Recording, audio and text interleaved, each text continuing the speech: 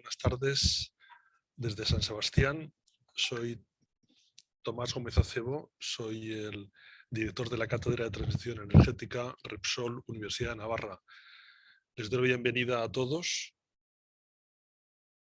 y en este webinar vamos a contar con la participación de tres expertas en el tema del hidrógeno.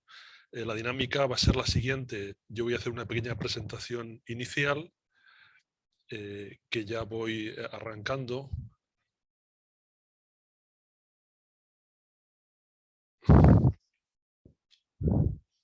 Voy a hacer una pequeña presentación inicial y a continuación ya daré paso a las tres personas que van a intervenir.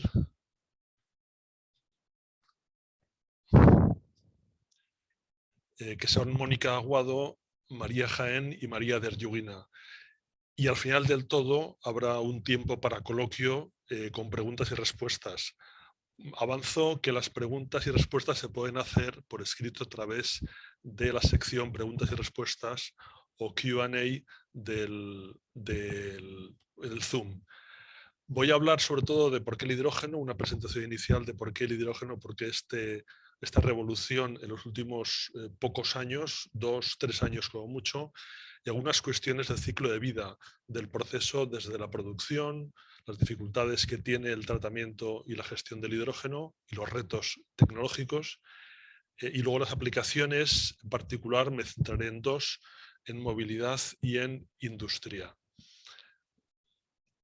La verdad es que estamos asistiendo a muchas noticias donde se habla del hidrógeno. Pongo aquí algunos pantallazos de noticias. Algunas se refieren únicamente a la producción de hidrógeno, hidrógeno para barcos, se habla de hidrógeno también para coches, para taxis, hidrogeneras como estaciones de servicio de hidrógeno. En fin, es unos pantallazos de la revolución que está habiendo, además contando con los apoyos públicos para el hidrógeno, para el desarrollo del hidrógeno y la economía del hidrógeno en la revolución. ¿Por qué el hidrógeno? ¿Por qué de repente ahora todo el mundo habla de esto? Yo creo que es un nuevo mandamiento que nos hemos impuesto. El hidrógeno es la solución a la descarbonización. Y el mandamiento que nos hemos puesto es no emitirás CO2 en la atmósfera. Entonces, esto es un chiste, si quieren, una broma, pero en el fondo es algo impuesto. Lo natural y lo más sencillo es quemar combustibles fósiles y eso es lo más barato. Pero queremos evitar esto y el hidrógeno es una vía para evitar. Va a ser al principio más caro hasta que se desarrolle toda la tecnología. El hidrógeno es un vector, no es una fuente de energía. Y para producir hidrógeno se ha desarrollado incluso una paleta de colores. Se habla de hidrógeno de todos los colores. El que ahora mismo se habla más es el hidrógeno gris, que es el hidrógeno producido por electrólisis de agua a través o a partir de fuentes de energía renovables. El hidrógeno azul es el hidrógeno que proviene de combustibles fósiles, especialmente gas natural, pero con captura de CO2. Después está el hidrógeno gris, que es el que proviene directamente de gas natural, con reformado de metano, pero esto emite CO2 a la atmósfera. El azul implicaría una captura de ese CO2 emitido, con lo cual el resultado sería similar en principio al hidrógeno verde. También está el hidrógeno rosa, que es el que utiliza energía nuclear o electrólisis. Se empieza ahora a hablar como una fuente de energía eléctrica para producir electrólisis y generar hidrógeno de esta manera. Hidrógeno turquesa a partir de metano, pero en lugar de producir CO2 produciría carbonilla o carbón sólido. Marrón, que proviene del carbón usando gasificación. El amarillo en general se habla de todo el hidrógeno que proviene de la electrólisis, usando varias fuentes de energía, y luego se habla incluso de hidrógeno blanco como hidrógeno natural o proviene de procesos industriales. Incluso hay quien propone nuevos colores. Esto es un código que se utiliza para hablar de cómo se genera, cómo se produce el hidrógeno. Nos queremos centrar en el hidrógeno verde porque es la esperanza, o por así decir, la forma que tendremos de producir hidrógeno sin emitir CO2 a la atmósfera. Pero de momento ahora mismo la mayoría del hidrógeno es hidrógeno gris, hidrógeno producido, y una pequeña parte hidrógeno electrolítico. ¿A qué retos nos enfrentamos? Un primer reto tecnológico es sustituir la producción actual de hidrógeno gris, que proviene de combustibles fósiles, por hidrógeno verde o azul. Esto implica inversiones, inversión en nuevas infraestructuras, inversión en nuevas instalaciones de electrolisis para producir ese hidrógeno. Se supone que con el tiempo vamos a reducir los costes de producción. Aquí hay algunas imágenes de cómo es la producción anual o actual de hidrógeno. La mayoría proviene de gas natural, también del petróleo y del carbón, y una pequeña parte, un 4% de electrolisis. Para el año 2050 se espera un aumento de la producción de hidrógeno electrolítico hasta un 22%, y un nuevo actor que sería la biomasa como una fuente de hidrógeno. Esto es lo que se prevé. También está la cuestión del coste. Perdón, porque no me avanza la pantalla. Esta es una de las imágenes donde se presenta, uno de los estudios donde se presenta el coste de producción del hidrógeno. Ahora mismo el hidrógeno verde es caro, no es rentable. Es una apuesta producto de ese mandamiento que nos hemos impuesto, comparado con el hidrógeno aquí azul, proviene del carbón o del gas natural. Para el 2030, si la tecnología avanzando como se espera, el coste de producción del hidrógeno verde va a ir reduciéndose, y así hasta el 2050. De manera que un precio del orden de $1,50 por kilogramo de hidrógeno puede hacer que sea incluso alternativo. Por tanto, un reto que tiene el hidrógeno es la inversión, generación de nuevas infraestructuras de producción de hidrógeno, mayor producción de electricidad, y después hay que reducir los costes. Otro reto es el incremento de la generación eléctrica. Lógicamente, la electricidad actual satisface nuestra demanda, pero si queremos obtener hidrógeno hace falta más consumo de hidrógeno, más generación eléctrica. Tenemos que estar dispuestos a tener más instalaciones eléctricas, más líneas de transmisión eléctrica, o a producir hidrógeno in situ donde se genera electricidad. En cambio, por ejemplo, el gas natural parece difícil que en las circunstancias actuales el hidrógeno sea un sustituto del gas natural para producir el calor y la electricidad que tenemos ahora mismo. Tenemos los problemas de Rusia y Ucrania y Argelia como fuentes de gas natural. El hidrógeno en este momento no es una alternativa para sustituir, porque requeriría muchísimas inversiones y no sería en absoluto rentable. Esto es un estudio del Economist donde se plantea a largo plazo cuál va a ser el papel del hidrógeno. En absoluto va a ser dominador, pero va a ser un actor principal, un actor importante, y por tanto va a ir a nichos, situaciones donde el hidrógeno puede ser rentable su uso y puede merecer la pena. Y luego el manejo del propio hidrógeno tiene otras dificultades técnicas que hay que abordar. El transporte del hidrógeno no es lo mismo transportarlo a poca distancia que a través de los océanos. El volumen que ocupa el hidrógeno es enorme, es la sustancia que más volumen ocupa, es un gas, hay que comprimirlo mucho o incluso licuarlo, o en algunos casos se plantea incluso los carriers, que son moléculas con mucho hidrógeno, como el amoníaco o el propio metano, como sustancias portadoras de hidrógeno, pero de mucho menos volumen.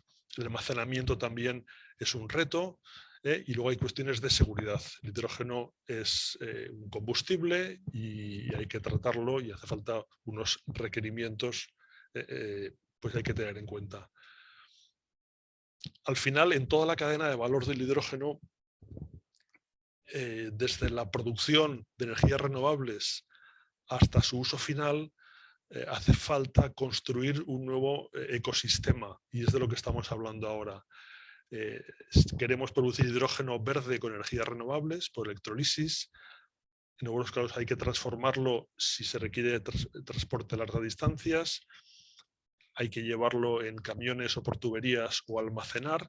Eso requiere también un coste de compresión o incluso de licuación. Y después hay muchos usos posibles. Se habla de la industria del hierro, industria química, refinerías, en el transporte de vehículos pesados o incluso ligeros, incluso en el calentamiento. Todo esto puede tener sentido cuando tenemos hidrógeno producido en abundancia, podemos usarlo para otros fines. Pero hay que pensar que el hidrógeno tiene sentido cuando sustituye a la electricidad donde ella no puede llegar. La electricidad es un paso intermedio para producir el hidrógeno. Si la electricidad nos sirve para algunas de estas aplicaciones y podemos usarla directamente, no tiene sentido pasar por el hidrógeno. Pero en todo caso, donde no hay electricidad, donde no llegamos con las baterías, el hidrógeno es un actor importante. Estos son algunos ejemplos pensando en el transporte. Algunos números, no me resisto a ponerlos. Es decir, la energía contenida en el hidrógeno, que es la potencia calorífica inferior, en kilovatios hora por cada kilogramo, son unos 33. Producir hidrógeno por electrolisis puede costar del orden de 50 kilovatios hora por kilogramo, teniendo en cuenta los rendimientos de los equipos actuales. Esto puede que se reduzca algo, pero son de este orden. En el fondo, a partir de agua hay que producir hidrógeno y este es el coste. Hay otros costes añadidos. Pongo algunos ejemplos. Comprimir hasta 700 bares el hidrógeno, que es la presión a la que se suministra en los vehículos, también es una cantidad no despreciable de la energía contenida en el hidrógeno. También el hidrógeno hay que refrigerarlo, aunque esta cantidad es mucho menor en términos de coste energético, pero también cuando se licúa, el hidrógeno líquido es el que ocupa menos volumen. La licuación con la tecnología actual consume una gran cantidad de energía, que puede ser del orden de 1/3 de la energía disponible. Además, teniendo en cuenta que son temperaturas de 250 grados bajo cero, con las pérdidas por evaporación, por transferencia de calor, pues que no sirven para un almacenamiento de largo tiempo, sirve para poco tiempo o muy bien aislado. Por ejemplo, en vehículos ligeros, estos son algunos números que hemos hecho, el hidrógeno puede competir quizás pues, con otros. Aquí pongo el hidrógeno, el Tesla, las baterías del Tesla y el gasoil. Comparamos la eficiencia, es decir, cuántos kilómetros por kilovatio hora por unidad de energía contenida, y el coste, aunque esto va a cambiar mucho, el coste por kilómetro. El hidrógeno todavía no es competitivo con la electricidad, pero podría serlo comparado con el gasoil, siempre que haya una infraestructura de producción de hidrógeno. Estos son algunas estimaciones, pero quiero decir, un vehículo con hidrógeno con 5 kilogramos podría tener una autonomía del orden de 500 kilómetros. Esto implica un volumen que es el triple del depósito de un vehículo normal. Pero bueno, es equivalente al volumen ocupado por las baterías de un vehículo eléctrico. Esto sería, por así decir, algunas estimaciones que estamos haciendo. Ya empieza a haber estaciones de servicio de hidrógeno. Hay una cuestión peculiar, es que el hidrógeno cuando se inyecta al depósito se eleva su temperatura, lo cual requiere refrigerarlo a menos 40 grados para que al inyectarlo su temperatura no suba de forma excesiva y entre a 40-50 grados en el depósito del vehículo. En vehículos pesados ya hay experiencias en funcionamiento. Esto es un ejemplo de unos vehículos de la empresa Alsa, donde tiene una pila de combustible de Toyota que está funcionando de modo muy satisfactorio. Tiene hidrógeno contenido en unos depósitos, unas botellas. Además tiene unas baterías de refuerzo para cuando es necesario más potencia en el vehículo. Y este vehículo está en funcionamiento durante un día completo y la ventaja más evidente es que la carga es mucho más rápida que las baterías. aquí hablan de 9 minutos de carga y un consumo de 7,5 kilos por cada 100 kilómetros. Bien, son experiencias que están funcionando. Por último, yo quiero comentar la industria. La industria del acero es responsable del 8% de las emisiones de CO2. Aquí hay mucho que decir. Hay mucho que decir, pues porque se podría pensar, y de hecho se está haciendo ensayos, de sustituir la reducción de mineral de hierro con carbono, con coque, por hidrógeno, sustituyendo el coque por hidrógeno, que se llama la Direct Reduction Iron, reducción directa de hierro. De hecho, ya existe una instalación piloto en Suecia, este es el esquema, con pastillas de óxido de hierro, y por reducción directa de hidrógeno se produce al final el hierro. Son instalaciones que ya están operativas comparadas con la instalación actual, que supone pues reducción con coque. Bueno, esto es un ejemplo de aplicaciones de gran volumen, de gran tamaño, que van a estar presentes cada vez más. En conclusión, ahora daré paso a los demás ponentes. El hidrógeno es necesario para la descarbonización, es un actor importante, requiere importantes inversiones y mejora de la eficiencia de los procesos para que sea rentable. Va a implicar también un aumento de la generación eléctrica y va a ser un nicho. El hidrógeno va a ser un nicho, no va a ser un actor general, pero sí un nicho en aplicaciones donde la electricidad no llega. Por ejemplo, en movilidad, vehículos pesados, en la industria, incluso como forma de almacenar excedentes de energía de producción eléctrica. Si uno no tiene una central hidroeléctrica, un pequeño embalse o baterías, el hidrógeno es una alternativa muy razonable. Esto es mi presentación y a continuación lo que voy a hacer es dar paso a la primera de las ponentes, que es Mónica Aguado. Mónica es doctora en Ingeniería Industrial, es directora del Departamento de Integración en Red en CENER, el Centro Nacional de Energías Renovables, y profesora titular del área de Ingeniería Eléctrica de la Universidad Pública de Navarra. Tiene más de 24 años de experiencia investigadora en nivel nacional e internacional, con proyectos de ámbito privado y ámbito público, y su actividad se ha centrado en sistemas eléctricos de potencia, tanto desde el punto de vista del comportamiento de estos sistemas en régimen transitorio, como el problema de su integración en red, especialmente de las energías renovables. Participa en muchos paneles de expertos y es evaluadora de programas de investigación nacionales y europeos. Mónica, adelante. Bueno, buenas tardes a todos. Gracias, Tomás, y gracias a la Fundación Repsol y a la Universidad de Navarra por haberme invitado a participar en este webinar tan interesante. Voy a compartir pantalla.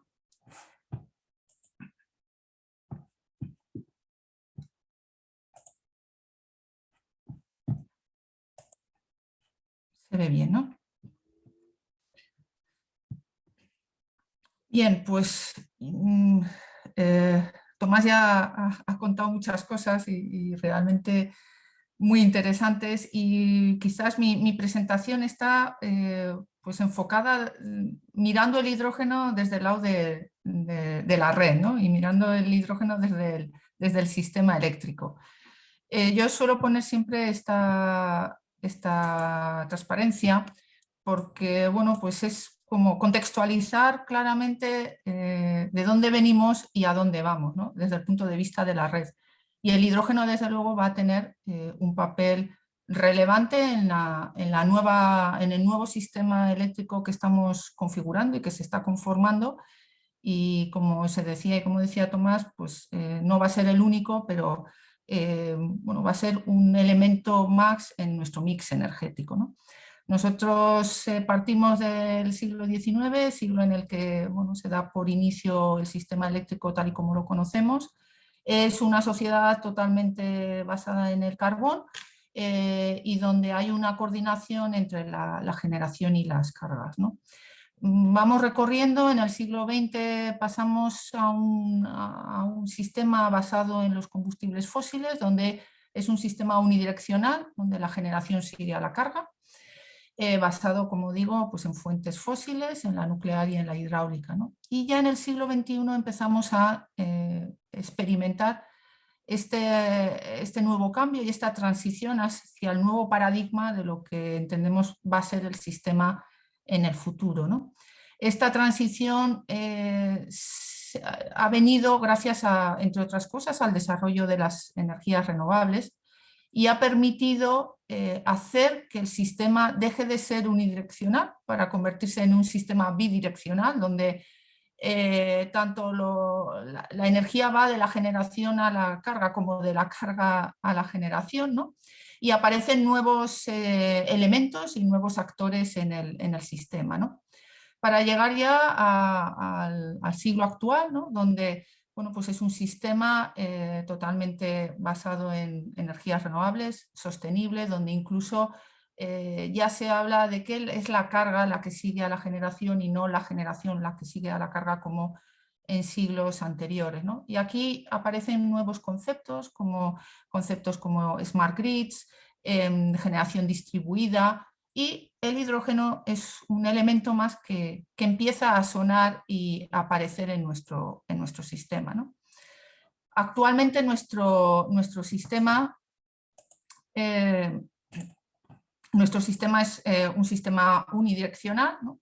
Generamos combustible para dar al transporte, generamos energía eléctrica para dar suministro a la industria, al ámbito residencial, y el futuro que nos espera, que ya es un futuro, podría decir casi es un presente, ¿no? Un presente en el que diríamos los flujos pues empiezan a moverse en todas las direcciones, ¿no? Aparece el concepto de prosumidor, que es aquella figura que a la vez puede ser productor y consumidor, ¿no? Entonces aparecen nuevos escenarios en los que nos planteamos pues, poder producir nuestra propia energía y en un momento vender los excedentes, o nos planteamos producir energía para cargar nuestro vehículo eléctrico, pero ese vehículo eléctrico puede ser un vehículo conectado, el V2, el Vehicle to Grid, ¿no? Donde el propio vehículo da soporte a la red. Es decir, hay un cambio total de lo que es el sistema eléctrico y estamos inmersos realmente en una revolución sobre lo que conocíamos y lo que entendíamos que era el sistema eléctrico a lo que va a ser, ¿no? Y siempre el hidrógeno empieza a aparecer, empieza a estar presente en nuestro nuevo sistema eléctrico que se nos presenta. Ya se ha hablado de esto, ¿no? Diríamos el hidrógeno, bueno, los que ya pintamos canas en esto, en el 2004, en el 2005 hubo un momento en el que, bueno, pues el hidrógeno tuvo cierta relevancia. Se hablaba de la famosa tercera revolución industrial, ¿no? Una economía basada en el hidrógeno, pero quizás no fue el momento del hidrógeno, ¿no? Empezamos a trabajar y nosotros en particular empezamos a trabajar con electrolizadores alcalinos, empezamos a hablar del hidrógeno verde cuando todavía ese concepto no estaba pues del todo impregnada, ¿no? La sociedad de este concepto, pero quizás no fue el momento. Ahora creemos que el hidrógeno ha llegado para quedarse.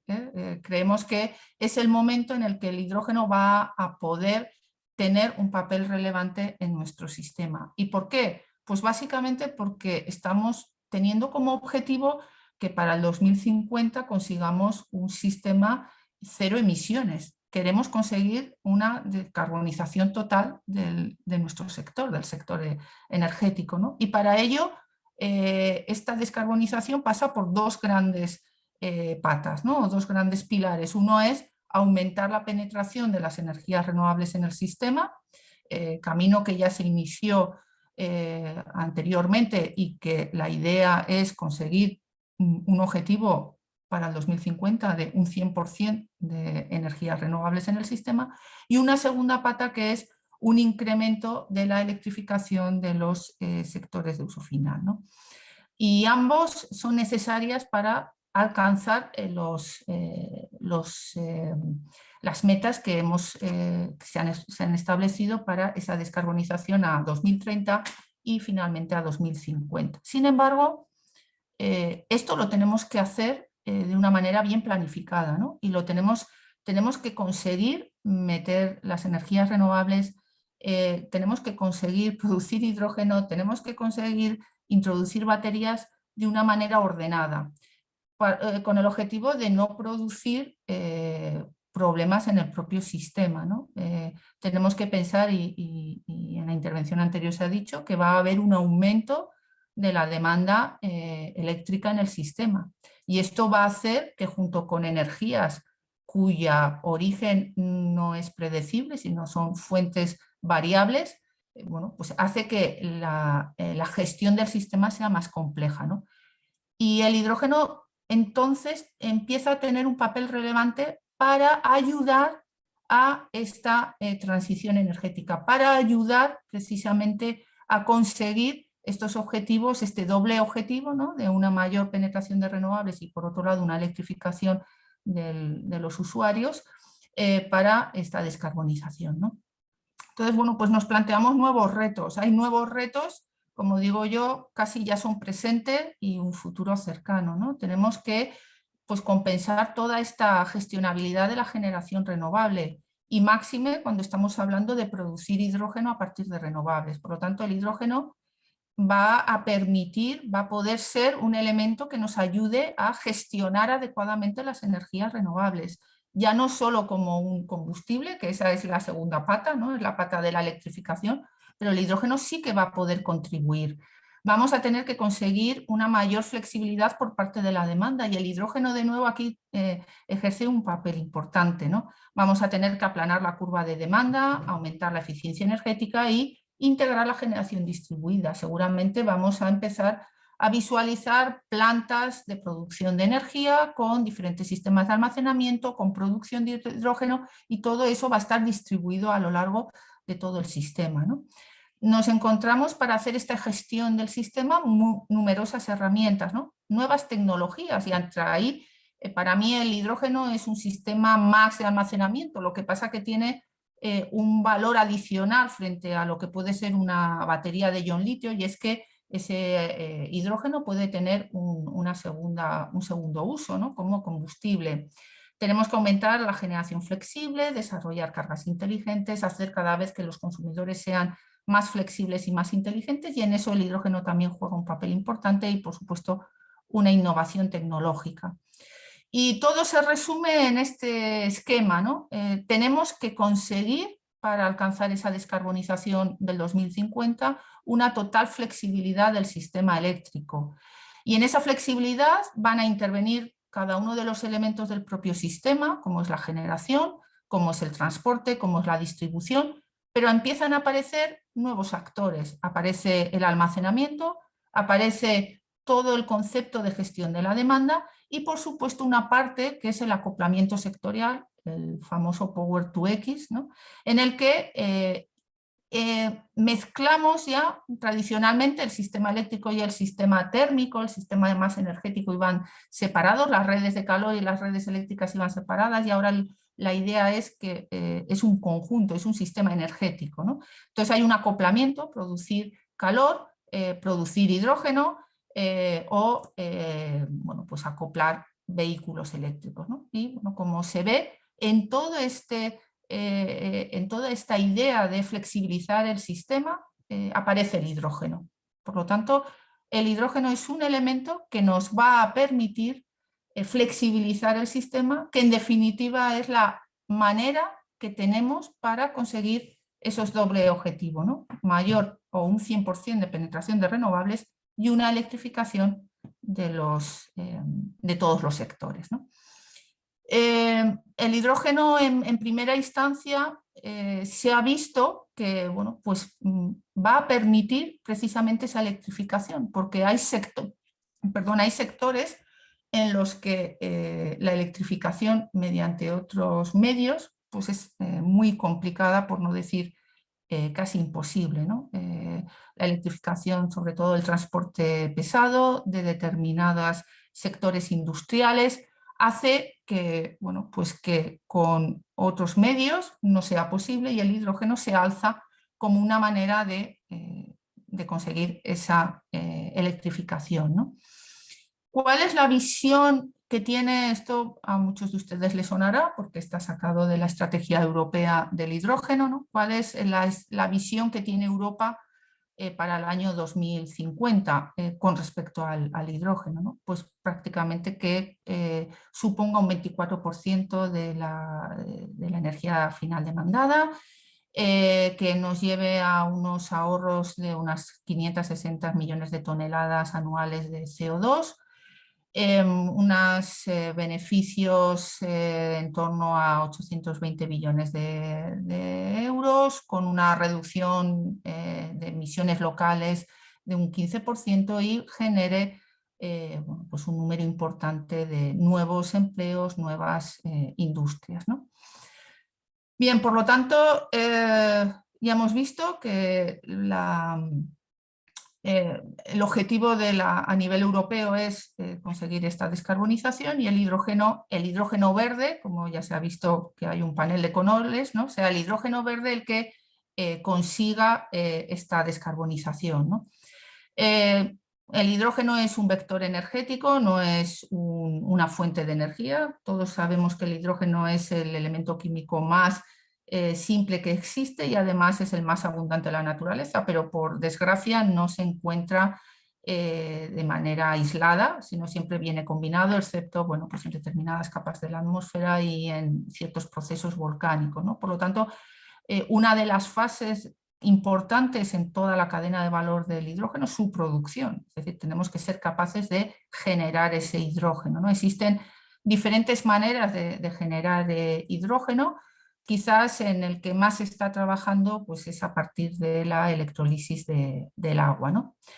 Esta gráfica este esquema ya lo ha explicado anteriormente Tomás. Bueno, existen diferentes colores y básicamente todos nuestros esfuerzos y además, bueno, pues nosotros como Centro Nacional de Energías Renovables nos posicionamos en un hidrógeno que se obtenga a partir de la electrólisis del agua utilizando energías renovables, ¿no?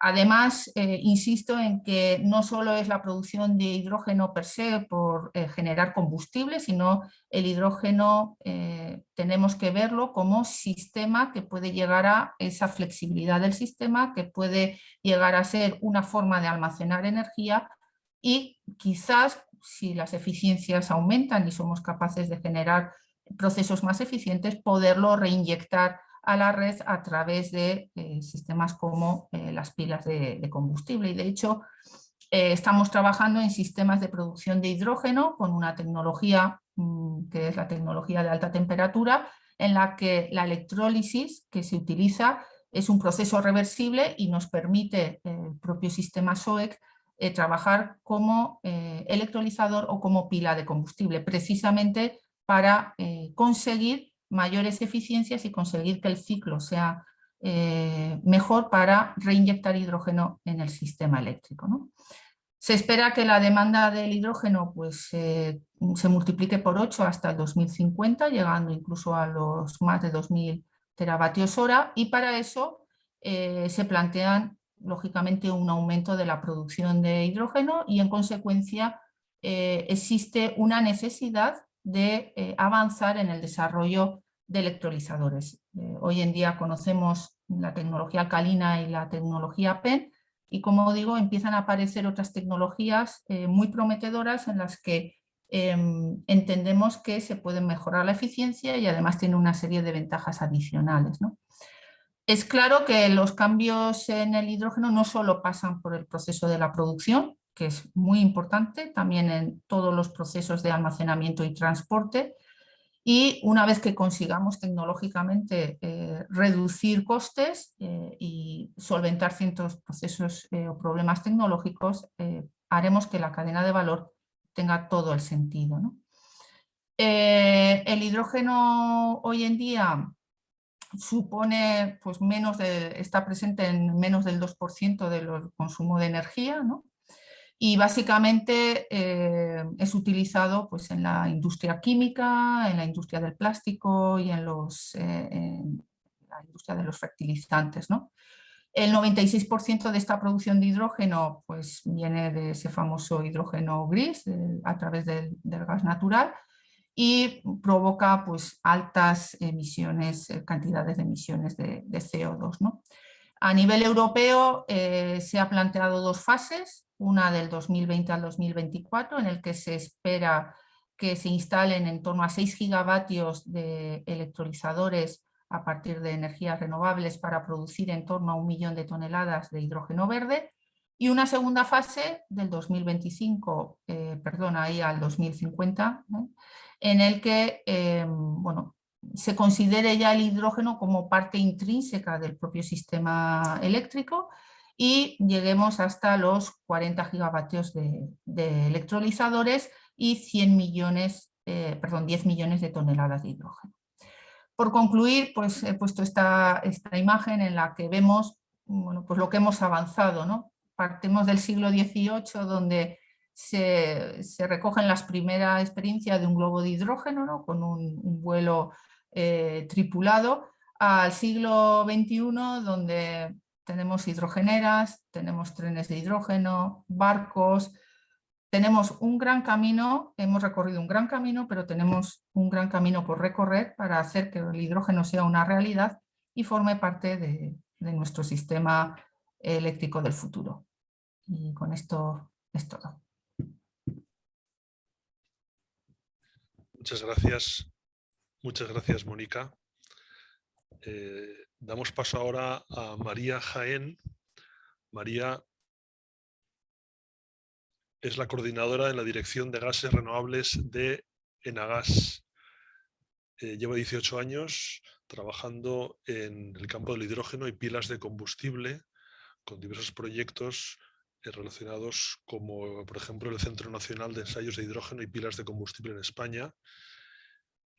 Trabaja ahora mismo en el área de gases renovables de Enagás, como decía, promoviendo proyectos de gases renovables y coordinando proyectos como Green Iceland, que es del que nos va a hablar ahora en esta sesión.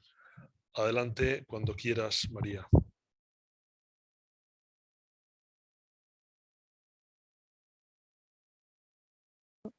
Muchas gracias. Yo creo que me oís bien ahora, ¿verdad? ¿Me oís, verdad? Bien. Sí, perfectamente. Perfecto, vale. Pues si os parece, yo voy a intentaros poner un ejemplo práctico de esto que comentaban inicialmente Tomás y luego ha avanzado también Mónica. Y os voy a empezar con un vídeo del proyecto Green Highland, que es el que coordinamos desde Enagás, y luego os lo voy a contar un poquito más en detalle con el objetivo de daros una visión un poco completa de este ecosistema de hidrógeno verde que estamos desarrollando en la isla de Mallorca.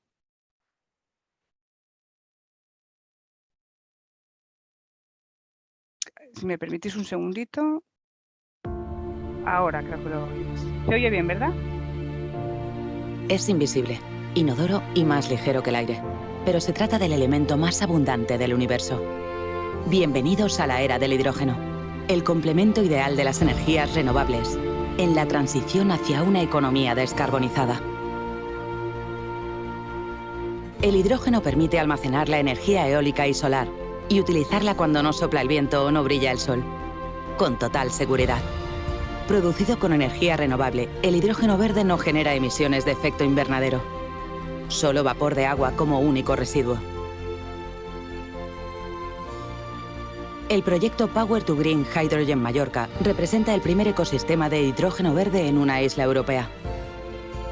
Liderado por Acciona Energía y Enagás, con la participación de Cemex, el IDAE y hasta un total de 30 entidades, el proyecto es un ejemplo de colaboración público-privada con un objetivo común: demostrar el potencial del hidrógeno para descarbonizar un enclave privilegiado, impulsando su desarrollo sostenible y regenerando el entorno.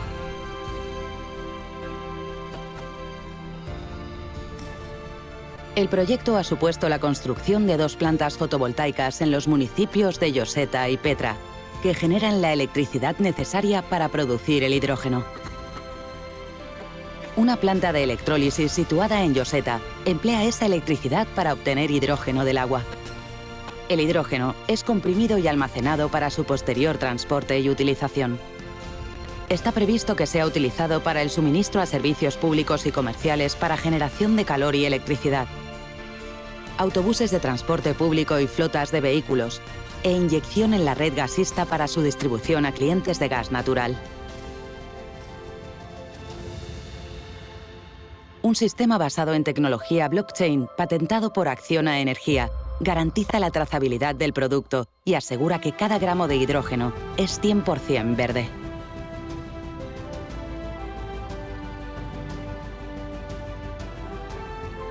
Power to Green Hydrogen Mallorca se enmarca en el proyecto europeo Green Highland, un proyecto que ha obtenido la mayor financiación comunitaria a un país mediterráneo en el campo del hidrógeno verde. En ese contexto, la experiencia de Mallorca va a servir de modelo a otros territorios insulares para la creación de ecosistemas energéticos sostenibles. Power to Green Hydrogen Mallorca es una apuesta pionera que mira claramente hacia el futuro. Un proyecto acorde con las impresionantes perspectivas de crecimiento del hidrógeno que prevén las principales agencias energéticas internacionales y alineado con las estrategias de hidrógeno europea y española. Power to Green Hydrogen Mallorca, una ventana abierta al futuro sostenible que todos deseamos.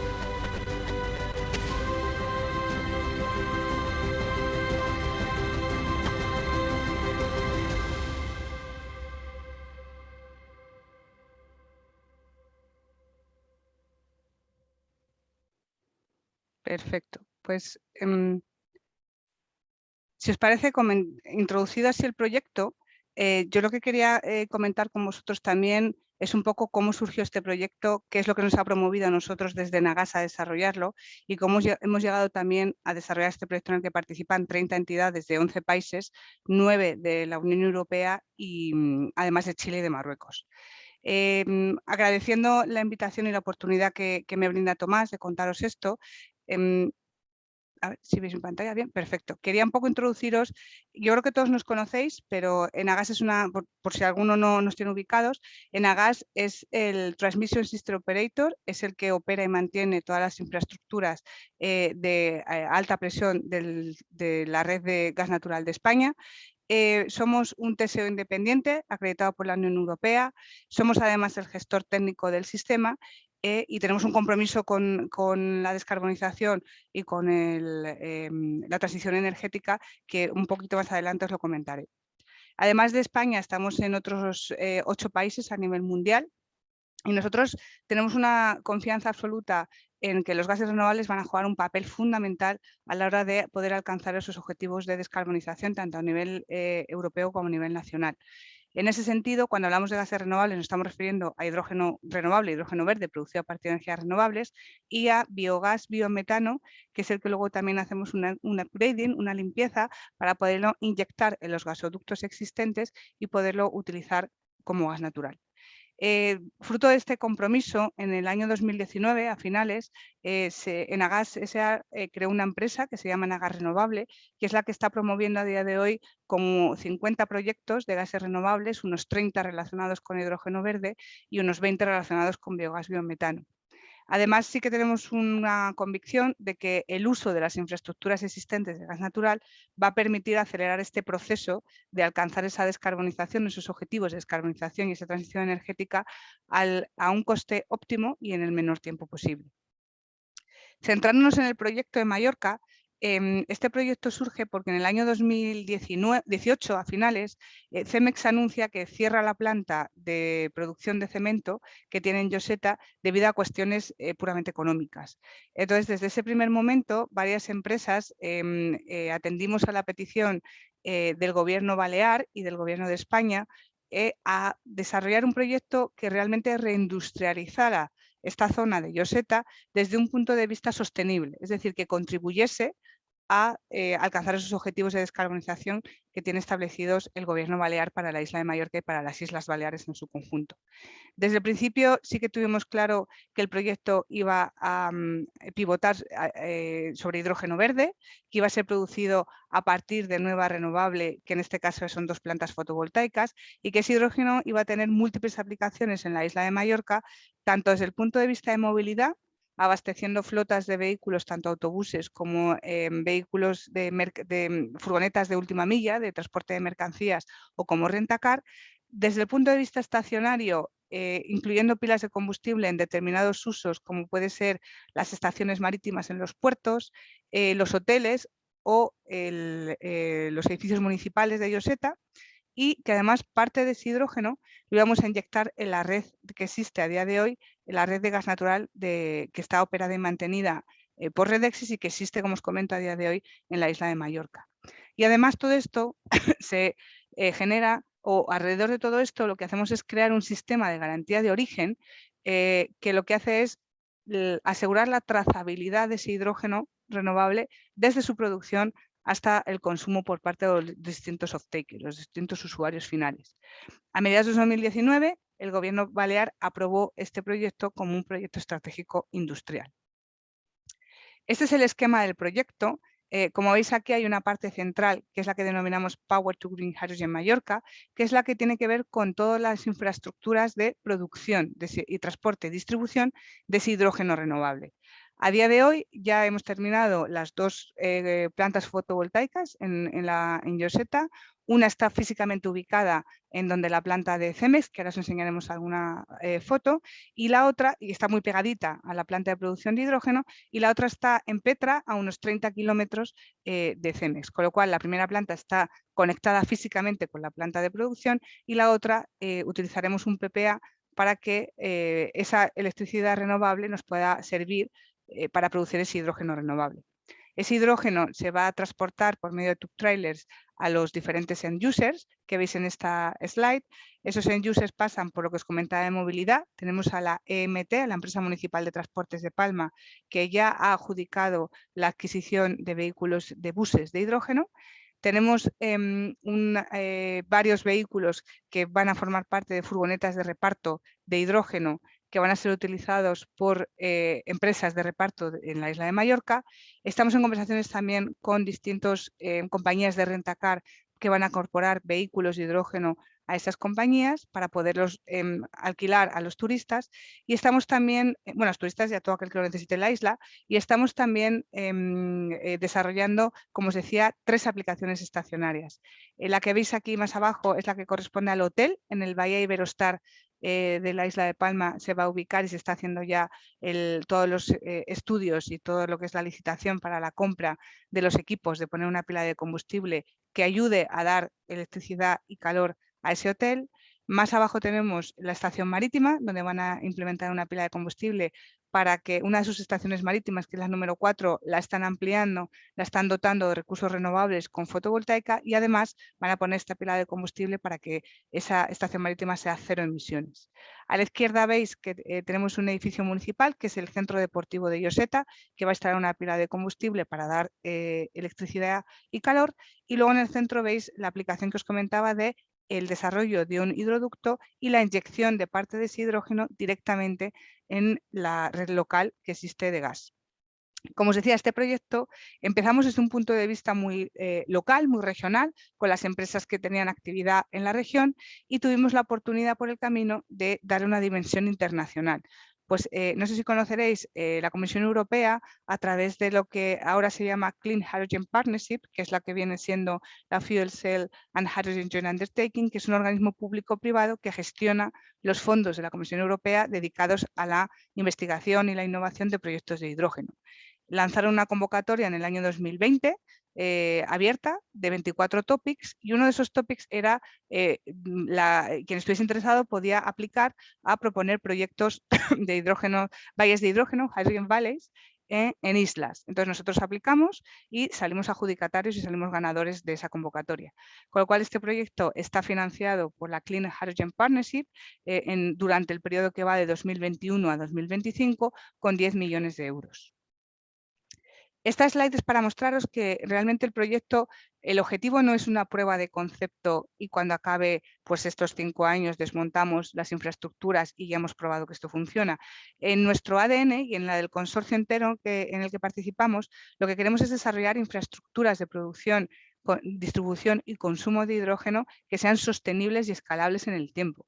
Con lo cual nuestro objetivo es poder dotar a toda la isla de Mallorca de un ecosistema de hidrógeno que pueda suministrar ese hidrógeno renovable a la demanda que vaya surgiendo. A día de hoy, como os comentábamos, tenemos estas dos plantas fotovoltaicas que están construidas. Tenemos la planta de producción de hidrógeno que está en Lloseta. Tenemos la pila de combustible en el edificio de Lloseta, están preparando el tender, ya hemos hecho la ingeniería conceptual y ahora estamos preparando el tender para licitarlo y para comprar los equipos y para poderlo instalar. En el número 3 tenemos la estación de mezcla de blending de ese hidrógeno con el gas natural y ese punto de conexión con la red de gas que va a suministrar a toda la isla. En el número 4 es la pila que vamos a ubicar en el Hotel Bahía Iberostar de Palma. En el 5 estará la hidrogenera que va a suministrar de hidrógeno tanto a los vehículos buses de hidrógeno como a los que comentábamos de furgonetas y de rentacar. Y en el 6 tenemos la pila de combustible que va a estar ubicada en esa estación marítima de Mallorca. Vamos a comenzar produciendo 330 toneladas al año con idea de incrementar hasta las 1000 toneladas este proyecto. ¿Cómo lo vamos a hacer? Pues vamos a ir acompañando la demanda que estamos generando en la isla. Esta es una foto, esto que veis aquí verde es lo que sería la planta de cemento, ¿vale? En este edificio, edificio verde es donde estamos ubicando físicamente la planta de producción y lo que veis detrás del edificio es la planta de cemento de Cemex. Esta es la planta de fotovoltaica de Lloseta, la que está pegadita a la planta de producción de hidrógeno. Estamos hablando de 8,56 megavatios pico. Este terreno, que es propiedad de Cemex, es el que ha cedido al proyecto para poder desarrollar esto. Y entra en operación, ya está construida y estamos ultimando todo el tema de permisos con la eléctrica para poder empezar ya a producir. Tanto esta planta de Lloseta como la de Petra, que es esta siguiente, están financiadas por el IDAE. ¿Vale? Hay una parte que el IDAE nos ayuda a financiar este desarrollo de nueva renovable. En el segundo caso, que es la planta de Petra, son 5,85 megavatios pico, está también ya terminada y el terreno lo ha adquirido esta SPV formada por Enagas, Acciona, IDAE y Cemex al gobierno balear y también tiene previsto su entrada a operación en este mes. ¿Vale? Este es una imagen que veis de la planta de hidrógeno. Destacaros aquí pues 3 o 4 elementos simplemente. El número 1 son estos tube trailers, que son los que cargamos de hidrógeno para luego poder distribuir ese hidrógeno a los distintos usuarios. El número 4 que veis aquí detrás es el electrolizador. A día de hoy tenemos instalado un electrolizador de 2,5 megavatios. Son 2 contenedores de 40 pies. En el de más atrás está toda la parte eléctrica de la planta y en el de delante está toda la parte que sería pues los extas y todo lo que es el piping, el tubing y las válvulas y demás. La idea es tenemos espacio suficiente en la planta para hacer crecer esta planta y llegar hasta los 7,5 megavatios. Una vez que se produce ese hidrógeno, que se produce a unos 30 bares de presión, lo que hacemos es que con los compresores que tenéis aquí en el número 2, elevamos esas 30 bares que salen del electrolizador a 330 bares, que son con los que cargamos estos tube trailers que tenéis aquí delante. En el proyecto estamos en torno a 3-4 tube trailers, que son los que nos hacen falta para poder transportar ese hidrógeno renovable desde esta planta de producción hasta los distintos end users. Pues por daros algún ejemplo más, veis aquí el tanque de agua, veis al fondo está lo que sería el edificio eléctrico, aquí estaría el edificio de administración. Para después de este verano, es cuando consideramos que esta planta va a estar ya plenamente operativa, si bien el electrolizador ya ha producido sus primeras moléculas de hidrógeno en diciembre del año pasado.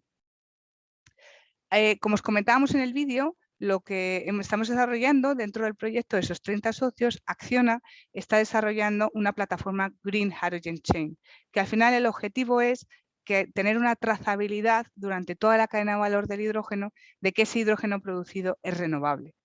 Gracias a esto lo que podemos hacer es certificar que cada gramo de hidrógeno que es producido por esta planta y consumido por estos off-takers o incluso los que se vayan sumando al proyecto, permanece o conserva esa sostenibilidad y ese aspecto renovable que comentábamos inicialmente. Algunos key figures, por quizá daros algún dato que a vosotros también os ayude a entender la magnitud del proyecto. Como os decía antes, lo que buscamos es desarrollar ecosistemas que sean de hidrógeno 100% renovable y que sean a gran escala, no son pruebas de concepto, son ya implementación a gran escala de proyectos y que sean sostenibles en el tiempo. Al final lo que buscamos es generar negocio con el hidrógeno renovable, con lo cual hacemos proyectos donde la parte de producción y la parte de consumo y todo lo que hay en medio de la cadena de valor lo tenemos en el propio consorcio, y lo que hacemos es hacer crecer ese proyecto acorde con el crecimiento que se tenga de esa demanda de hidrógeno. En este caso hemos generado 15 megavatios nuevos de solar fotovoltaica. Según hagamos crecer ese ecosistema, iremos poniendo más renovable para poder garantizar que ese hidrógeno es renovable, ¿vale? 100%. Una vez que tengamos esas 1000 toneladas al año, lo que vamos a hacer es evitar más de 21.000 toneladas de CO2. Y además estamos generando todo un ecosistema alrededor del hidrógeno de generación de riqueza económica, porque estamos generando empleo, estamos generando innovación, estamos reindustrializando la zona de Lloseta, con lo cual al final estamos cumpliendo ese doble objetivo de activar económicamente la región y de que lo hagamos de una manera sostenible. Estas son las patas que destacamos más desde el punto de vista de infraestructura, pero además a mí me gustaría destacaros dos aspectos más del proyecto. Uno es que estamos desarrollando una hoja de ruta junto con el Gobierno balear para que el hidrógeno se incorpore dentro de esa hoja de ruta renovable del Gobierno balear, no solo para que dure estos 5 años de proyecto, sino de una manera sostenible en el tiempo, de manera que aporte hasta el 2050 y más allá a esos objetivos de descarbonización. Y la otra parte que quería compartir con vosotros es que de esos 30 socios que estamos en el proyecto, 7 de ellos están desarrollando ya estudios y maneras de replicar este proyecto en sus propios territorios, cada uno con su casuística, pero sí que estamos aprendiendo lecciones juntos y estamos superando barreras juntos. Cuando hablamos de desarrollar proyectos, no solo consiste en desarrollar la parte de infraestructura, consiste en agilizar los trámites, vencer barreras respecto a temas regulatorios porque no existe regulación a día de hoy, trabajar conjuntamente con los técnicos tanto del ayuntamiento como de los gobiernos locales, regionales y nacionales para poder agilizar temas de permisos, para poder ver autorizaciones ambientales integradas. Hay muchos otros aspectos que son vitales para poder desarrollar este tipo de valles de hidrógeno. Otros dos puntos que quería destacaros es, para que os hagáis una idea de orden de magnitud, este proyecto son 50 millones de euros, lo que tenemos estimado en inversión, y para los que contamos, como os decía, con la ayuda de la Clean Hydrogen Partnership, con esos 10 millones de euros, y del IDAE, con esos 2,5 millones de subvención para las plantas fotovoltaicas. Estos son los socios que formamos parte del consorcio en un ejercicio rápido de intentar identificar de manera ágil las actividades que desarrollan. Y obvio que muchos de ellos están cruzados y muchos de ellos participan en casi todas las actividades del proyecto. Podríamos decir que en verde, aunque aquí se me ha puesto en gris, pero serían estos, somos los que estamos desarrollando principalmente las infraestructuras.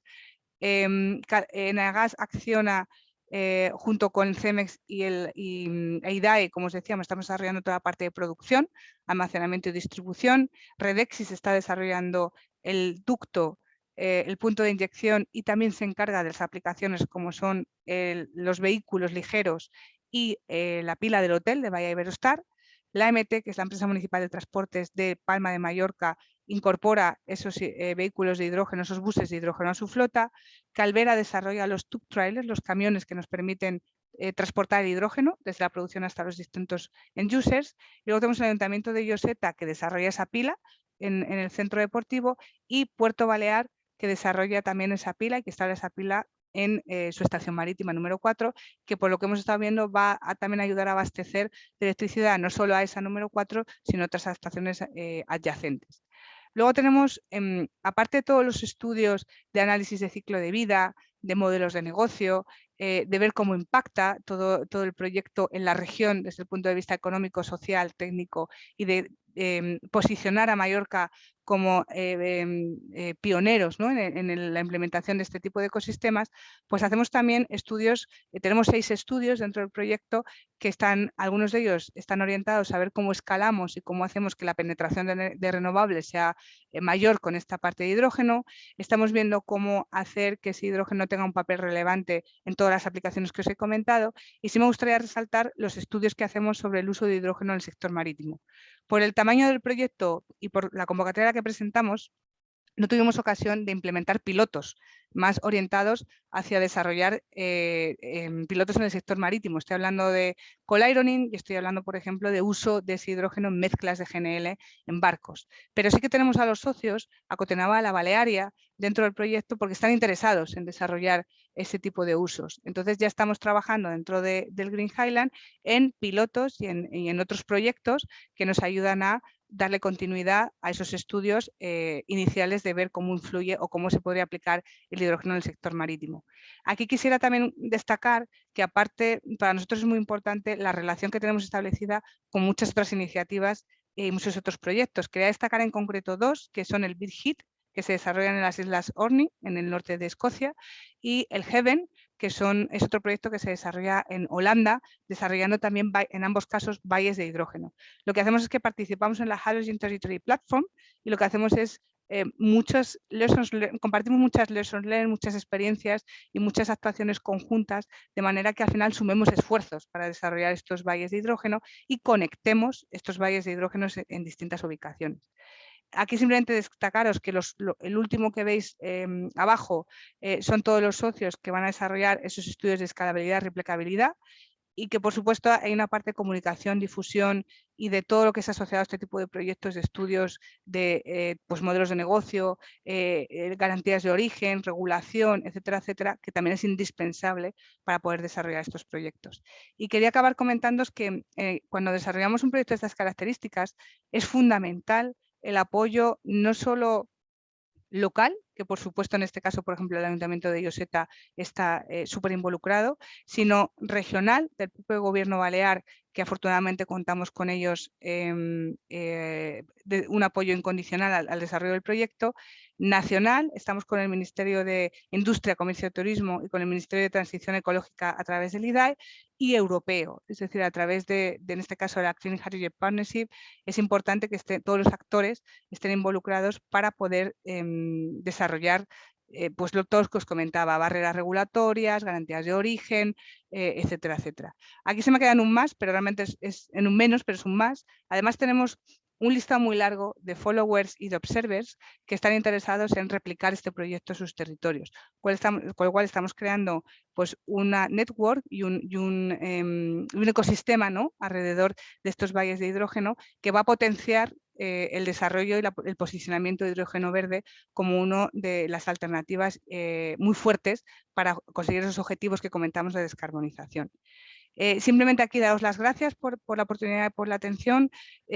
Tenemos la típica página web del proyecto, tenemos un grupo de LinkedIn específico del proyecto y estamos muy activos en redes sociales y en temas de comunicación, y por supuesto os invitamos a todo aquel que le interese a profundizar en el proyecto, a participar o a contactar con nosotros para cualquier cuestión o cualquier colaboración que queramos emprender. Este es un ejemplo del proyecto que nosotros solemos desarrollar, pero como os decía, pues tenemos del orden de 30 proyectos desarrollándose a día de hoy, principalmente en España, no solo, en el que no solamente, o sea, no todos los proyectos se desarrollan igual de hidrógeno, depende si el off-taker es más industrial, si vemos que tiene más sentido la movilidad, de las circunstancias un poco de la región y del territorio y de la casuística, con lo cual ahí os invitamos a compartir cualquier inquietud o cualquier idea que tengáis con nosotros para poder seguir poniendo en marcha este tipo de proyectos de valles de hidrógeno. Así que por mi parte nada más y muchas gracias por vuestra atención. Muchas gracias, María. Muy interesante, una aplicación ya real en marcha y dentro de poco moviendo camiones, furgonetas y hoteles. A continuación, y ya por último, María Derlluguina es gerente de regulación y comunicación en la dirección de hidrógeno de Repsol. Repsol, que es en España el máximo productor de hidrógeno. Inició su carrera en Relaciones Internacionales y Asuntos Europeos en Repsol, con temas legislativos y advocacy, y representando a la compañía en muchas instituciones de la Unión Europea y asociaciones energéticas. Ha ocupado varios puestos en Repsol, división comercial y desarrollo de negocios de gas y gas natural licuado, y con enfoque específico en proyectos en Europa y en Rusia. Bien, María, adelante. Hola, buenas tardes. Se me oye bien, ¿verdad? Bueno, entiendo que sí, se ve también bien.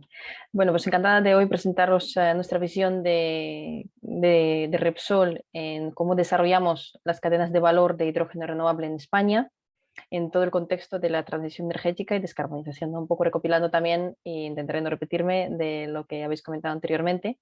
Simplemente para poner en contexto la importancia y el reto en la que desarrollamos estas cadenas de valor de hidrógeno renovable, me gustaría simplemente dar algunas ideas de que por un lado pues está en una descarbonización y aceleración de la descarbonización. No sé si os habéis dado también esta sensación, tenéis de los últimos meses, sobre todo que queremos acelerar los objetivos de la descarbonización e ir más allá, ¿no? En este punto tenemos como una cierta presión, los actores de mercado, compañías, pues tienen una cierta presión de llevar los proyectos, ¿no? Porque por un lado pues está claro que hay un consenso y hay cada vez más gobiernos que ponen los objetivos de net zero, cero emisiones. Bueno, en función de los últimos datos, ahora mismo son más o menos 70% de las emisiones de CO2 que cubren los países que se han comprometido con net zero. La Unión Europea está claramente el líder en este aspecto. Eso, por otra parte, tenemos unos compromisos políticos, pero por otro lado también tenemos unos compromisos de las instituciones financieras de que están dispuestas a poner capital, o bien a través de los programas europeas o nacionales, o bien a través de iniciativas privadas como una alianza de Glasgow Financial Alliance, que ha dicho que pues, está dispuesta también a apoyar con una suma importante en los proyectos de la transición energética. Pero todo esto nos dice que aún así, aparte de los compromisos y capital que está, pues esto es insuficiente porque existe una brecha tecnológica, legislativa y económica para llevar esto a cabo. Y esto pues, nos dice que realmente las tecnologías de las que estamos hablando para reducir el CO2 y a los niveles pues, necesarios están todavía por desarrollar. Tenemos que incrementar el ritmo con lo que se desarrollan estas tecnologías. Y pues incluso los países que han dicho que quieren tener un objetivo net zero, pues todavía no todo esto está firmemente en la ley, la regulación está cambiando. Entonces, para crear las cadenas de valor, pues tenemos que tener un enfoque y verlo de forma integrada para que este capital al final funcione. Y en la Unión Europea, pues también creo que es importante resaltar, sobre todo a día de hoy, que el contexto regulatorio, que básicamente es el primer mecanismo para poner los agentes de mercado a trabajar, esto realmente es la regulación, ¿no? La regulación, estamos en un negocio nuevo, en un negocio regulado. Entonces la Unión Europea, por un lado, nos dice que en el tema de suministro, tenemos unos objetivos de electrolizadores a alcanzar, en España también, esto se convierte en un 4 gigavatios en el 2030, y por otro lado, y lo va a apoyar, ¿no? También a través de las declaraciones que se ha firmado con los proveedores de electrolizadores, que va a apoyar que haya más electrolizadores en el mercado. Y por otro lado, también da indicaciones en función de la demanda, dónde tiene que ir el mercado. Pues el mercado irá en la industria, según el Fit for 55, incluso el paquete legislativo que salió en verano, que quiere tener 50%. Ahora mismo seguramente sabéis que a partir de la semana pasada esta propuesta de este objetivo incluso ha subido a un más de 70% en la industria, y en el transporte también está subiendo, pues o quieren ya tener en torno a 5%. Entonces nos da directrices dónde va a tener esto, pero quieren ir más allá. O sea, antes el objetivo era 5 millones de toneladas que la Unión Europea quería tener en el 2030, según el Fit for 55, y ahora mismo con el plan de REPowerEU, pues queremos tener 10 millones de toneladas producidas en la Unión Europea, que esto va a implicar también obviamente una serie de electrolizadores la generación de renovable adicional, y otros 10 millones de toneladas de importación. O sea, esto tenemos que poner de alguna forma que la oferta y la demanda se casan, ¿no? Como ahora mismo llevándolo ya al terreno de Repsol. Pues Repsol apoya completamente el objetivo de la descarbonización. Fuimos pioneros en este tema. Fuimos una de las primeras empresas de petróleo y gas de ponernos el objetivo net zero emisiones en el año 2050. Y tenemos una hoja de ruta con los objetivos intermedios, con un indicador de intensidad de carbono que medimos en función de nuestras actividades para ir bajando esta huella. Y esto va alineado con el plan estratégico que tenemos ahora mismo, el 21-25, donde pues, tenemos una gran importancia del negocio de bajas emisiones. Y el hidrógeno renovable es uno de los pilares de este plan estratégico. Aquí veis los objetivos que han ido de alguna forma ajustando en función de los desarrollos regulatorios, eso es importante, esto está ajustado en función del Fit for 55. Tenemos ahora mismo una intención de tener los proyectos de 550 megavatios de proyectos de hidrógeno renovable, capacidad instalada en el 25 y 1,9 en el 2030. Es más o menos la mitad de lo que la hoja de ruta española quiere tener, que en España lo quieren tener 4 gigavatios en el 2030, pues nuestra Repsol nos estamos enfocando en 1,9.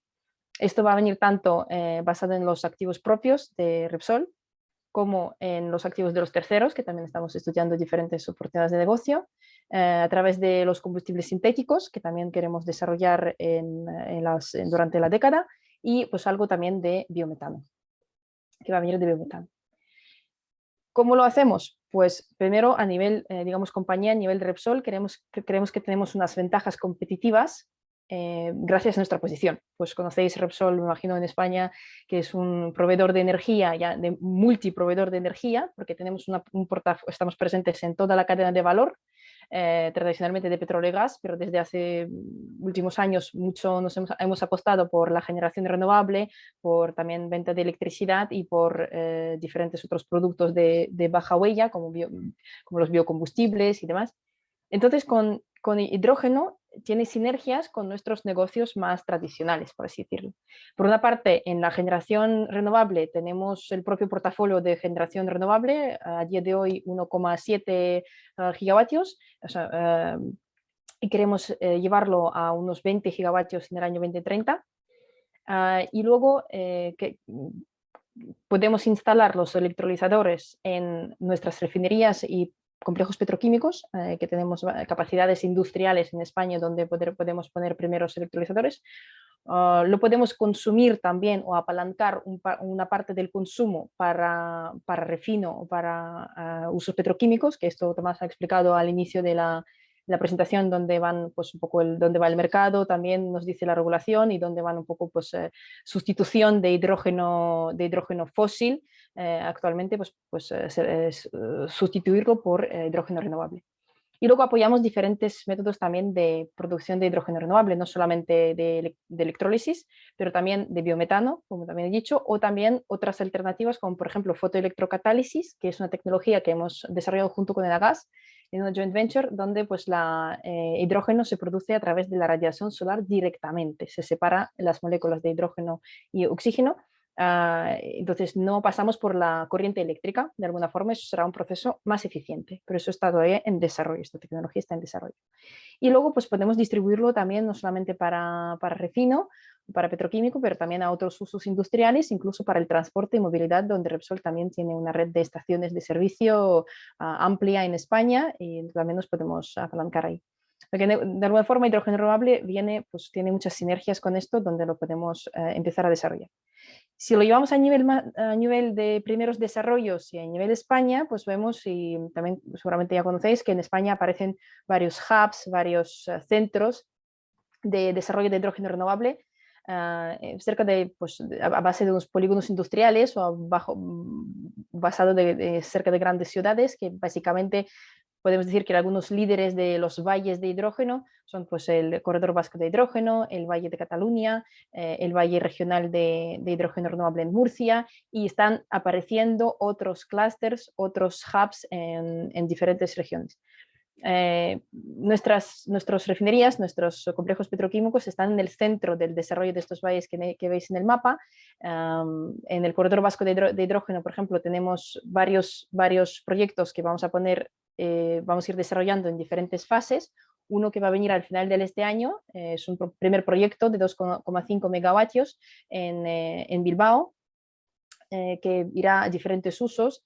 Y luego pues seguiremos con el electrolizador de 10 megavatios en el 24 para producir combustibles sintéticos, y luego pues más adelante unos electrolizadores ya de 100 megavatios para el uso industrial, para el uso petroquímico, en Petronor, en la refinería de Petronor en Bilbao.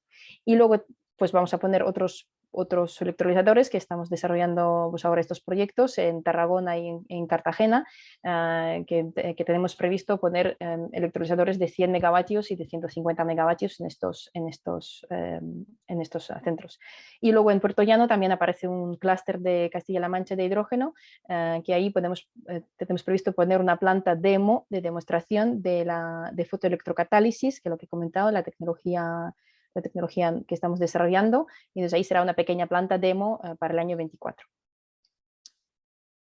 Entonces, esto es lo que acabo de decir, que será el primer proyecto piloto de 2,5 megavatios en Petronor, que tiene una inversión más o menos de 9 millones y será para el uso del propio centro tecnológico ahí. Y también habrá una pequeña estación de servicio donde pues, lo irá para usos de movilidad. Entonces, ¿cuál es el siguiente paso para desarrollar cadenas de valor? Pues eso, ir a nivel nacional, y la idea era conectar estos valles de hidrógeno de alguna forma y conectar los hubs de innovación que también hay en estos centros. Y en este año, en enero, se ha creado una alianza, Spanish Hydrogen Network, que realmente tiene varias características, ¿no? Por una parte es aprovechar de la infraestructura nacional que tenemos, de esta infraestructura de capacidades industriales que hay en España, y crear un ecosistema, poner estos valles juntos, pues lo que decía, tener un enfoque integrado. Y luego tener también un enfoque multisectorial, porque nos hemos juntado varias compañías y varios actores que son líderes en diferentes sectores. De esta forma se promueve el uso de hidrógeno en varios sectores. Y por otra parte, la diversidad tecnológica, porque también, como he dicho, es importante no enfocarse solo también en electrólisis, sino apoyar otras alternativas, y ahí el progreso tecnológico y innovación pues serán la clave para reducir los costes, para aportar nuevas tecnologías en el mercado. Y por eso ha creado la alianza SHINE, Spanish Hydrogen Network, que a día de hoy es la alianza más grande en España para hidrógeno renovable. Hoy en día pues ya son 35 socios, que últimamente se ha juntado Naturgy y Navantia en cuanto a los promotores. Enagás también está con nosotros, y luego veis aquí pues hay empresas que son más promotores de la alianza y otros que son socios, a diferencia que pues algunas empresas a lo mejor ya tienen unas estrategias claras, unos proyectos más claros que están dispuestos a desarrollar o ya están en ello, y otros pues están buscando oportunidades o de momento a nivel perspectivos están mirando las oportunidades de hidrógeno renovable. La alianza está creciendo, que están demostrando otras empresas el interés por juntar sus proyectos, iniciativas y adherirse a la alianza. Y esta alianza también tiene una característica de que, pues como hay diferentes empresas, diferentes tamaños, universidades, academias, centros tecnológicos, esto de alguna forma sí que cree un ecosistema de diferentes actores a nivel nacional, y esto es muy importante luego para cumplir con los objetivos de la hoja de ruta del gobierno español, y pues también presentar proyectos con diferentes actores y presentar proyectos y PCIs que son importantes también como para el desarrollo de la Unión Europea y para los programas de financiación de estos proyectos. Una de las primeras iniciativas de SHINE que forma parte de SHINE, fue el anuncio de la creación del corredor del Ebro en abril de este año. La idea es que queremos conectar estos valles de hidrógeno, y queremos que haya unas colaboraciones y una aproximación coordinada al desarrollo de hidrógeno renovable. Y en nombre de SHINE, Repsol pues también ha participado en la creación del hidrógeno del corredor del Ebro, donde básicamente el objetivo es que las cuatro provincias, las 4 regiones, aprovechen de sus sinergias y que haya estas cadenas de valor a nivel regional. Es decir, que pues, por supuesto queremos que cada región tiene sus capacidades, pero que si podemos apalancar en algunas ventajas, en algunas sinergias, pues será mucho mejor para la creación de valor. Es decir, pues en Cataluña y País Vasco quizás hay un poco más capacidades industriales que pueden requerir hidrógeno renovable. En Aragón y Navarra hay bastante recurso renovable. Entonces, de alguna forma, pues crear estas sinergias, aprovecharlas y poner iniciativas en marcha.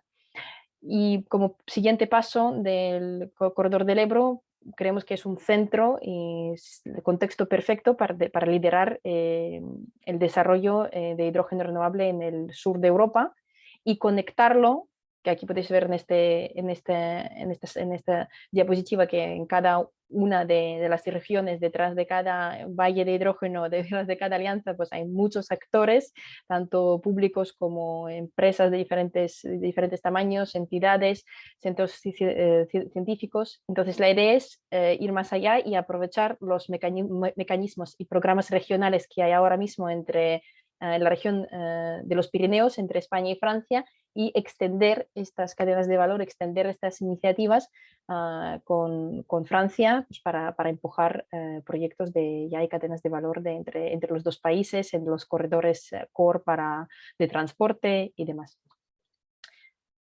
Entonces, para concluir, me gustaría resaltar que la descarbonización tiene un impacto en la competitividad industrial y un impacto social en los consumidores.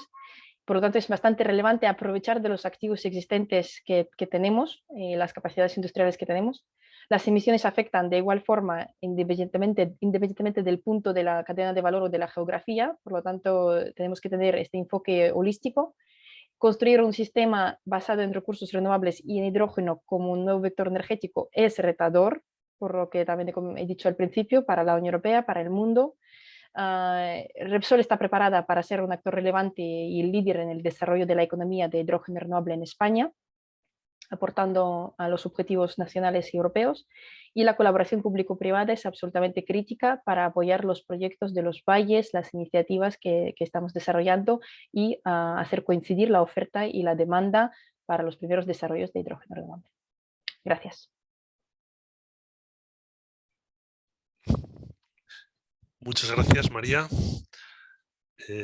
Muy interesante. Entonces ahora tenemos todavía algunos minutos para preguntas. El chat está, las preguntas y respuestas, la sección de preguntas está bastante activa. Los ponentes ya podemos ponernos en vídeo.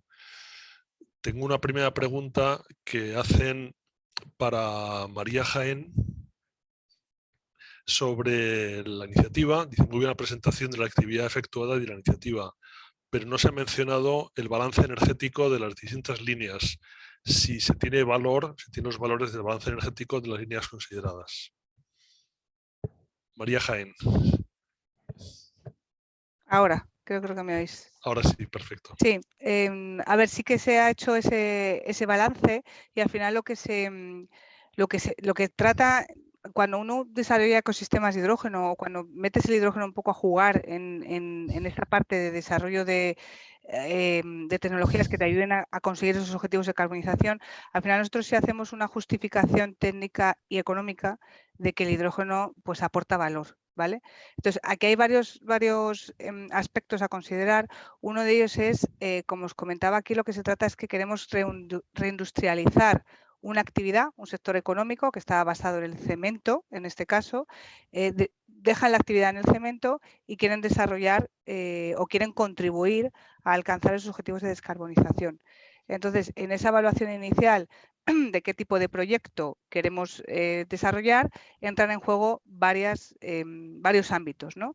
Uno de ellos es ese balance energético y económico que comentábamos, otro de ellos es la apuesta del Gobierno balear y de las empresas que están involucradas por determinadas tecnologías disruptivas que ayuden a desarrollar y alcanzar esos objetivos de descarbonización. Y cuando pusimos en la mesa pues todas esas consideraciones, al final lo que sí se ha decidido es apostar por el hidrógeno como vector energético y como apuesta de descarbonización. ¿Vale en todos los casos siempre y es el único? No. Al final hay detrás, como decíamos, una componente de sostenibilidad y de desarrollo que tenga que ver también con el entorno y con el contexto territorial económico en el que te manejas, ¿vale? Entonces sí que inicialmente se ha hecho ese ejercicio de ver si tenía sentido desarrollar ese proyecto de hidrógeno. Y al final la respuesta fue que sí, y es por lo que hemos apostado. Gracias. Tengo un par de preguntas quizá para Mónica. ¿Cómo se compatibiliza el uso del hidrógeno como almacén eléctrico de excedentes eólicos y de fotovoltaicas con los criterios de adicionalidad que propone la Unión Europea. O sea, si solo se considera verde el hidrógeno que se genera por nuevos parques, o se puede considerar, podría ser un freno al despliegue del hidrógeno verde. Tienes que desmutearte, Mónica. Perdón. Entendemos que, bueno, pues que el hidrógeno va a ser la generación de hidrógeno un medio más para, bueno, pues hacer gestionabilidad de los parques, que no va a estar solo, en algunos casos sí y en otros incluso ya estamos trabajando en hibridación, y hay ya ejemplos de plantas que hibridan generación de hidrógeno con sistemas de almacenamiento a través de baterías. La problemática de si el hidrógeno solo va a ir en parques nuevos o no, por supuesto entendemos que se tiene que permitir la hibridación en parques ya existentes, como se va a permitir hibridación de tecnologías de generación fotovoltaica eólica, puesta de baterías, etc. Entonces, si queremos hacer un desarrollo y un despliegue de esta tecnología, entiendo que tiene que ir ligada a la generación existente, si no, no tendría ningún sentido. Tomás, ¿puedo completar algo a esta pregunta? Sí, cómo no. Que estoy de acuerdo con Mónica, pero también yo creo que esto justo tiene que ver con los actos de delegados, con toda la regulación cambiante a la que nos estamos haciendo frente y la que será súper importante para el diseño de los proyectos. Pues no es tanto adicionalidad en sí, que sí que es importante, porque de alguna forma habría que demostrar que no utilizamos la generación renovable existente que ya va a otros usos de electrificación, sino que hay que demostrar que hay que poner más generación para producción de hidrógeno renovable, sino cómo luego eso se hace en los criterios y más en la casación temporal que la Unión Europea quiere poner. Es decir, que tienes que demostrar que mientras se genera la energía renovable, a la vez funciona el electrolizador. Que esto, si lo atas mucho, si eso pues, se demuestra a nivel mensual, que es lo que quieren hacer como primera propuesta, a lo mejor podría ser, pero si lo pones con unas condiciones más estrictas, es decir, pues ya quieren llevar a una casación horaria, esto sí que podría suponer un cierto freno o desaprovechamiento, porque tienes que de alguna forma hacer correr tu electrólisis a la vez que se genera, a la vez que hay sol y viento. Y esto se puede hacer que se desaproveche la instalación del electrolizador, porque más horas funciona el electrolizador, obviamente tenemos más hidrógeno, mejor es el precio y demás. Entonces, más normas estrictas ponen, menos flexibilidad dan, pues esto claro al final impacta en los proyectos y al final en el coste de los proyectos, porque luego lo puedes diseñar los proyectos como más o menos esto para hacerlo real, pero en el coste del CAPEX esto sí que puede tener un impacto. Yo, si os parece, si me permitís simplemente un poco andando en lo que comentaba ahora María, o sea, al hidrógeno se le está exigiendo que sea verde 100% en todo momento desde el principio. Entonces, esto tiene sus ventajas y sus inconvenientes. Es decir, yo ahí quería resaltar un poco lo que comenta María. Ahora mismo el acto delegado que se ha aprobado pues deja esa casación mensual hasta finales de 2026, pero a partir de 2027 esa casación será horaria. ¿Esto en qué repercute? Pues tendrás que sobredimensionar las instalaciones, tanto la renovable como la electrolisis, para poder estar aprovechando realmente cada hora. Es decir, tienes que casar que cada gramo de hidrógeno que tú produces coincida en horas con las horas, por ejemplo, si lo haces con fotovoltaica, las horas de sol. Claro, si esto se aplicase a todos los segmentos, pues podríamos decir que estamos hablando en igualdad de condiciones.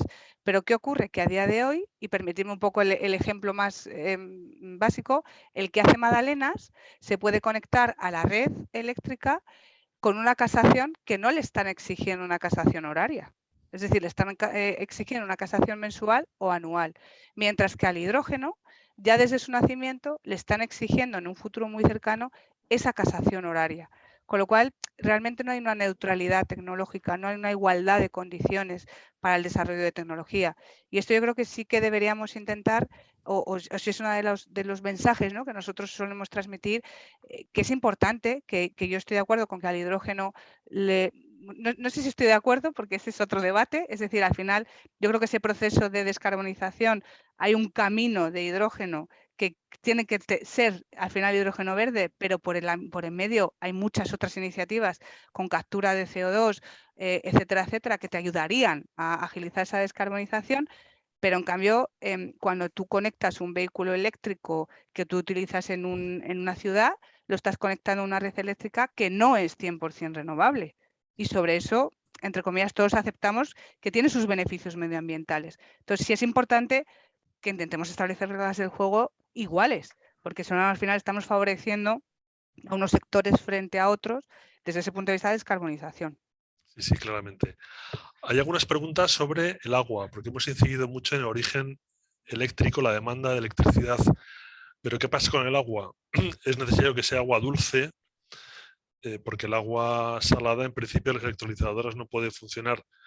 Bueno, pedimos disculpas porque estamos conciliando, ¿verdad? Con las horas de esto tenemos público en el background, pero vamos, son cosas del horario y es la... Yo me vais a disculpar, sí, porque tengo 3 personitas Sí, por sí, aquí sí, detrás sí. que a lo No mejor si pasa veis las nada, cabecillas. no pasa nada. Muy bien, ¿qué pasa con el agua? ¿Puede llegar a ser un recurso escaso? Si me permitís, yo porque os he hablado en concreto del proyecto Green Highland, en nuestro caso, el proceso de cemento que se venía desarrollando consumía ya mucha más agua de la que realmente luego el proceso de electrólisis nosotros vamos a consumir. En ese caso, los terrenos de CEMEX ya cuentan con 2 pozos, de los cuales tienen agua que tenían, vamos, si tienen agua de la que tiraban ese proceso de productivo, ¿no?, del cemento. Con lo cual, en nuestro caso, no estamos tirando, en este caso, de agua de mar, estamos tirando del agua de los pozos que ya tenía y de un consumo que es muy inferior a lo que se venía consumiendo. Entonces, en este caso, pues no creemos que va a haber ningún problema en cuanto al consumo de agua, en este caso, porque, como os decíamos, es que veníamos de una situación en la que se consumía mucha más agua en un proceso mucho más contaminante. Es cierto que en nuestros proyectos que estamos desarrollando, como por ejemplo en las Islas Canarias, sí hay que tener en cuenta esto, porque al final ahí, en las islas en sí, el consumo de agua dulce es un tema muy delicado y es un tema que tiene mucho impacto social. En ese caso, bien estamos trabajando con desaladoras donde hay un excedente de esa producción de agua dulce, o bien desarrollando nuevos proyectos de desaladoras, o bien con otras tecnologías que lo que nos permitan es no destinar consumo de agua humano a la electrolisis, sino que ese agua venga de otras fuentes en donde no se venga perjudicado de alguna manera ese consumo que se venía haciendo respecto al consumo humano de agua. Muy bien. Yo lo siento, pero quedan muchas preguntas en el portal pendiente de responder, pero nos hemos comprometido a las 7:30 a terminar, nos pasamos ahora 3 minutos. Yo solo quiero decir que en dos cosas. Una es que en unos días estará disponible el vídeo, probablemente mañana mismo. Y luego otra cuestión también, quiero simplemente recordar que dentro de un par de semanas tendremos un curso para quien quiera profundizar sobre hidrógeno como vector energético, un curso de 8 horas, la segunda semana del mes de junio, online también, y ahí está la dirección y el QR. Quiero agradecer a la Fundación Repsol que nos ha propiciado que tengamos este encuentro, este webinar. Seguiremos con más actividades de este tipo. Repsol ya está haciéndolo, pero también todas las empresas están queriendo hacer un esfuerzo importante en divulgación. Agradezco a todos los asistentes de este webinar y les deseo pues, que pasen muy feliz tarde, el resto de la tarde, y que sigamos todos apostando por este vector energético. Muchas gracias. Gracias a todos y enhorabuena por la conferencia.